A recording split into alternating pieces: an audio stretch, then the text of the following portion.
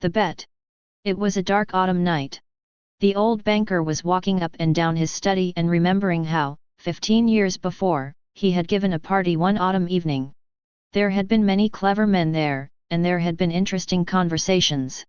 Among other things they had talked of capital punishment. The majority of the guests, among whom were many journalists and intellectual men, disapproved of the death penalty. They considered that form of punishment out of date, immoral, and unsuitable for Christian states. In the opinion of some of them, the death penalty ought to be replaced everywhere by imprisonment for life. "I don't agree with you," said their host the banker. "I have not tried either the death penalty or imprisonment for life, but if one may judge a priori, the death penalty is more moral and more humane than imprisonment for life. Capital punishment kills a man at once, but lifelong imprisonment kills him slowly. Which executioner is the more humane, he who kills you in a few minutes or he who drags the life out of you in the course of many years?" "Both are equally immoral," observed one of the guests, "for they both have the same object, to take away life. The state is not God. It has not the right to take away what it cannot restore when it wants to." Among the guests was a young lawyer, a young man of 25. When he was asked his opinion, he said, "The death sentence and the life sentence are equally immoral, but if I had to choose between the death penalty and imprisonment for life, I would certainly choose the second. To live anyhow is better than not at all." A lively discussion arose. The banker, who was younger and more nervous in those days, was suddenly carried away by excitement. He struck the table with his fist and shouted at the young man, "It's not true. I'll bet you 2 millions you wouldn't stay in solitary confinement for 5 years. "If you mean that in earnest," said the young man, "I'll take the bet, but I would stay not 5 but 15 years. 15? Done," cried the banker. "Gentlemen, I stake 2 millions. "Agreed. "You stake your millions and I stake my freedom," said the young man. And this wild, senseless bet was carried out. The banker, spoilt and frivolous, with millions beyond his reckoning, was delighted at the bet. At supper he made fun of the young man, and said, "Think better of it, young man, while there is still time. To me 2 millions are a trifle, but you are losing 3 or 4 of the best years of your life. I say 3 or 4, because you won't stay longer. Don't forget either, you unhappy man, that voluntary confinement is a great deal harder to bear than compulsory. The thought that you have the right to step out in liberty at any moment will poison your whole existence in prison. I am sorry for you." And now the banker, walking to and fro, remembered all this, and asked himself, what was the object of that bet? What is the good of that man's losing 15 years of his life and my throwing away 2 millions? Can it prove that the death penalty is better or worse than imprisonment for life? No, no. It was all nonsensical and meaningless. On my part it was the caprice of a pampered man, and on his part simple greed for money. Then he remembered what followed that evening. It was decided that the young man should spend the years of his captivity under the strictest supervision in one of the lodges in the banker's garden. It was agreed that for 15 years he should not be free to cross the threshold of the lodge, to see human beings, to hear the human voice, or to receive letters and newspapers. He was allowed to have a musical instrument and books, and was allowed to write letters, to drink wine, and to smoke. By the terms of the agreement, the only relations he could have with the outer world were by a little window made purposely for that object. He might have anything he wanted, books, music, wine, and so on, in any quantity he desired by writing an order, but could only receive them through the window. The agreement provided for every detail and every trifle that would make his imprisonment strictly solitary, and bound the young man to stay there exactly 15 years, beginning from 12 o'clock of November 14, 1870, and ending at 12 o'clock of November 14, 1885. The slightest attempt on his part to break the conditions, if only 2 minutes before the end, released the banker from the obligation to pay him 2 millions. For the first year of his confinement, as far as one could judge from his brief notes, the prisoner suffered severely from loneliness and depression. The sounds of the piano could be heard continually day and night from his lodge. He refused wine and tobacco. "Wine," he wrote, "excites the desires, and desires are the worst foes of the prisoner, and besides, Nothing could be more dreary than drinking good wine and seeing no one. And tobacco spoilt the air of his room. In the first year the books he sent for were principally of a light character, novels with a complicated love plot, sensational and fantastic stories, and so on. In the second year the piano was silent in the lodge, and the prisoner asked only for the classics. In the fifth year music was audible again, and the prisoner asked for wine. Those who watched him through the window said that all that year he spent doing nothing but eating and drinking and lying on his bed, frequently yawning and angrily talking to himself. He did not read books. Sometimes at night he would sit down to write, he would spend hours writing, and in the morning tear up all that he had written. More than once he could be heard crying. In the second half of the sixth year the prisoner began zealously studying languages, philosophy, and history. He threw himself eagerly into these studies so much so that the banker had enough to do to get him the books he ordered. In the course of 4 years some 600 volumes were procured at his request. It was during this period that the banker received the following letter from his prisoner. My dear jailer, I write you these lines in 6 languages. Show them to people who know the languages. Let them read them. If they find not one mistake I implore you to fire a shot in the garden. That shot will show me that my efforts have not been thrown away. The geniuses of all ages and of all lands speak different languages, but the same flame burns in them all. Oh, if you only knew what unearthly happiness my soul feels now from being able to understand them.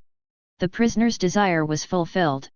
The banker ordered 2 shots to be fired in the garden. Then after the 10th year, the prisoner sat immovably at the table and read nothing but the gospel. It seemed strange to the banker that a man who in 4 years had mastered 600 learned volumes should waste nearly a year over one thin book easy of comprehension. Theology and histories of religion followed the Gospels. In the last 2 years of his confinement the prisoner read an immense quantity of books quite indiscriminately. At one time he was busy with the natural sciences, then he would ask for Byron or Shakespeare. There were notes in which he demanded at the same time books on chemistry, and a manual of medicine, and a novel, and some treatise on philosophy or theology. His reading suggested a man swimming in the sea among the wreckage of his ship, and trying to save his life by greedily clutching first at one spar and then at another. 2. The old banker remembered all this, and thought, tomorrow at 12 o'clock he will regain his freedom. By our agreement I ought to pay him 2 millions. If I do pay him, it is all over with me, I shall be utterly ruined. 15 years before, his millions had been beyond his reckoning, now he was afraid to ask himself which were greater, his debts or his assets. Desperate gambling on the stock exchange, wild speculation, and the excitability which he could not get over even in advancing years, had by degrees led to the decline of his fortune, and the proud, fearless, self-confident millionaire had become a banker of middling rank, trembling at every rise and fall in his investments. Cursed bet, muttered the old man, clutching his head in despair. Why didn't the man die? He is only 40 now. He will take my last penny from me, he will marry, will enjoy life, will gamble on the exchange, while I shall look at him with envy like a beggar, and hear from him every day the same sentence, I am indebted to you for the happiness of my life, let me help you. No, it is too much. The one means of being saved from bankruptcy and disgrace is the death of that man. It struck 3 o'clock. The banker listened, everyone was asleep in the house and nothing could be heard outside but the rustling of the chilled trees. Trying to make no noise, he took from a fireproof safe the key of the door which had not been opened for 15 years, put on his overcoat, and went out of the house. It was dark and cold in the garden. Rain was falling. A damp cutting wind was racing about the garden, howling and giving the trees no rest. The banker strained his eyes, but could see neither the earth nor the white statues, nor the lodge, nor the trees. Going to the spot where the lodge stood, he twice called the watchman.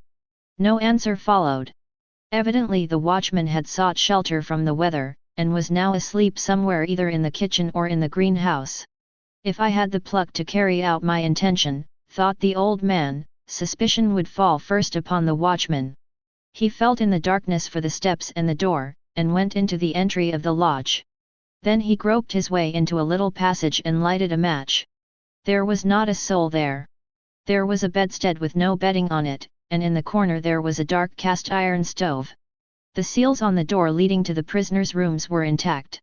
When the match went out, the old man, trembling with emotion, peeped through the little window.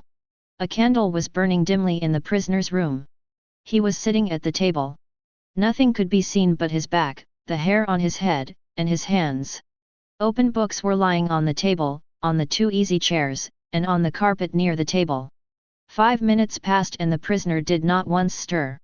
15 years' imprisonment had taught him to sit still. The banker tapped at the window with his finger, and the prisoner made no movement whatever in response. Then the banker cautiously broke the seals off the door and put the key in the keyhole. The rusty lock gave a grating sound and the door creaked.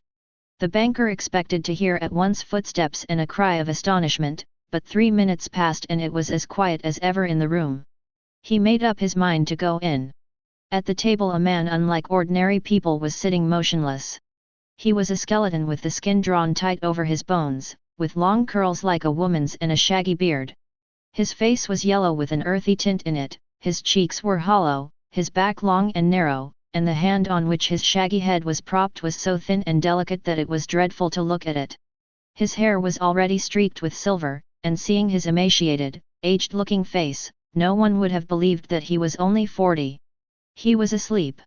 In front of his bowed head there lay on the table a sheet of paper on which there was something written in fine handwriting.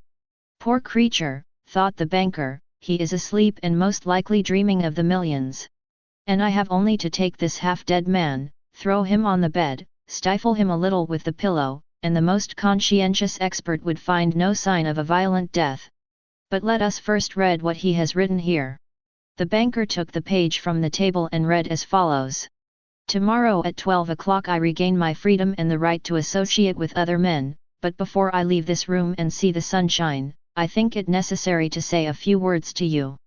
With a clear conscience I tell you, as before God, who beholds me, that I despise freedom and life and health, and all that in your books is called the good things of the world. For 15 years I have been intently studying earthly life. It is true I have not seen the earth nor men, but in your books I have drunk fragrant wine, I have sung songs, I have hunted stags and wild boars in the forests, have loved women. Beauties as ethereal as clouds, created by the magic of your poets and geniuses, have visited me at night, and have whispered in my ears wonderful tales that have set my brain in a whirl. In your books I have climbed to the peaks of Elberts and Mont Blanc, and from there I have seen the sun rise and have watched it at evening flood the sky, the ocean, and the mountain tops with gold and crimson. I have watched from there the lightning flashing over my head and cleaving the storm clouds. I have seen green forests, fields, rivers, lakes, towns. I have heard the singing of the sirens, and the strains of the shepherds' pipes. I have touched the wings of comely devils who flew down to converse with me of God. In your books I have flung myself into the bottomless pit, performed miracles, slain, burned towns, preached new religions, conquered whole kingdoms. Your books have given me wisdom. All that the unresting thought of man has created in the ages is compressed into a small compass in my brain.